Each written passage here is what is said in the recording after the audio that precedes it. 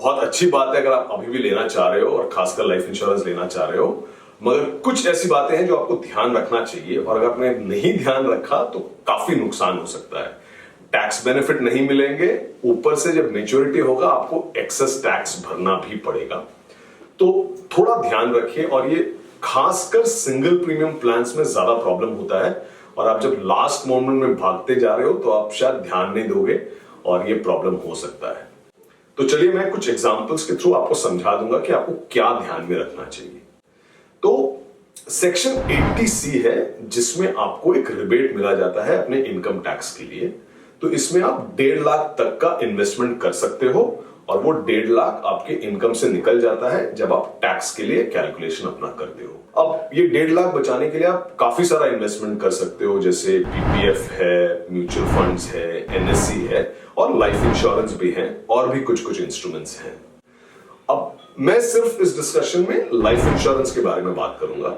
तो life insurance plan आप जब ले रहे हो तो एक चीज आप कृपया ध्यान रखें कि जो प्रीमियम आप पे करते हो वो सम अश्योर्ड का 10% से कम या 10% ही होना चाहिए। उससे अगर ज्यादा हो जाता है तो आप जितना पे करते हो प्रीमियम उतना आपको टैक्स बेनिफिट नहीं मिलते, 10% तक ही मिलता है। तो एक एग्जांपल देख लेते हैं। आप लास्ट मोमेंट में रश करके जाते हो, आपने कोई भी टैक्स सेविंग इंस्ट्रूमेंट्स नहीं खरीदा है कि एक 1.5 लाख का सिंगल प्रीमियम आपने भर दिया और एक प्लान ले लिया। अब इस प्लान में सम अश्योर्ड सिर्फ 7.5 लाख का है। आपको लगता है कि आपने लाइफ इंश्योरेंस प्लान खरीदा है 1.5 लाख का, तो पूरा का पूरा 1.5 लाख का आपको बेनिफिट मिलना चाहिए, मगर नहीं मिलता है क्योंकि आपने जो प्लान खरीदा है उसमें प्रीमियम का 5 गुना ही सम अश्योर्ड है, तो आपको पूरे बेनिफिट्स नहीं मिलेंगे। तो जो सम अश्योर्ड है 7.5 लाख का, उसका 10% मतलब 75,000 रुपए का ही आपको बेनिफिट मिलेगा। आपने 1.5 लाख इन्वेस्ट किया है मगर उसके टैक्स बेनिफिट्स आपको नहीं मिलेंगे, सिर्फ 75,000 रुपए का ही मिलेगा। तो ये तो हुआ कि इस बार प्रॉब्लम हो गया।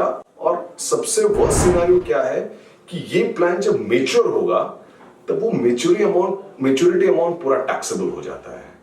सारे लाइफ इंश्योरेंस प्लान्स में आपको मेच्योरिटी अमाउंट टैक्स फ्री की तरह मिलता है, मगर ये क्राइटेरिया अगर मीट नहीं हुआ, मतलब आपका प्रीमियम सम अश्योर्ड से 10% या लेस नहीं है, तो आपका मेच्योरिटी अमाउंट भी टैक्सेबल हो जाएगा। तो अभी नुकसान जो हुआ जब मेच्योरिटी के टाइम आता है तब भी नुकसान हो सकता है।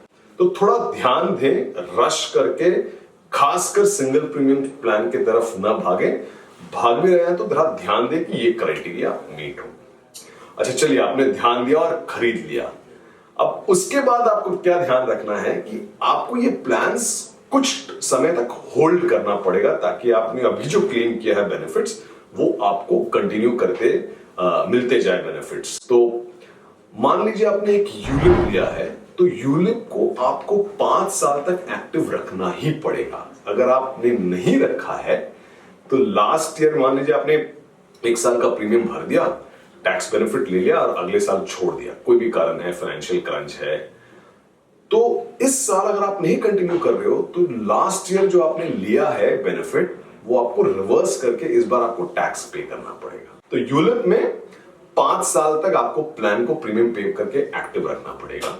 सिंगल प्रीमियम प्लान्स है तो आपको मिनिमम 2 साल तक इसको एक्टिव रखना पड़ेगा।